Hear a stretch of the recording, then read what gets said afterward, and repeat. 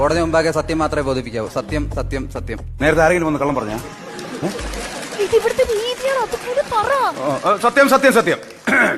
താങ്കളുടെ പേരെന്താണ്?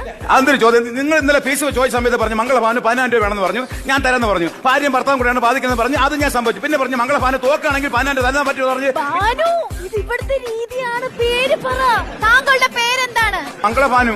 മിസ്റ്റർ മംഗളഭാനു, ഈ നിൽക്കുന്ന സ്ത്രീയെ പരിചയമുണ്ടോ? ഏത്? ഇത് ഇല്ല.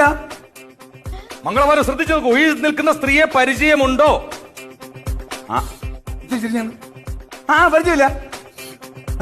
ഇതിന്റെ ഭാര്യയല്ലേ? ഇതിനറിയാമെങ്കിൽ പിന്നെ ചോദിക്കേണ്ട കാര്യം ഉണ്ടാ ഇതിനകത്ത്. അയ്യോ, എന്റെ മംഗളഭാനു, ഇത് കോടതിയുടെ രീതികളാണ്. ഉള്ളത് പറ. അറിയാം. ആക്ച്വലി എന്താണ് നിങ്ങൾ തമ്മിലുള്ള പ്രശ്നം? ആഴ്ചയിലല്ല പ്രശ്നം, ഡെയിലി പ്രശ്നമാണ്. നമ്മളെ കല്യാണം കഴിച്ചതിന് ശേഷം ഡെയിലി പ്രശ്നം. എന്റെ ജഡേജ് നിങ്ങൾ മനസ്സിലാക്കി. അത് പിന്നെ ജഡ്ജ്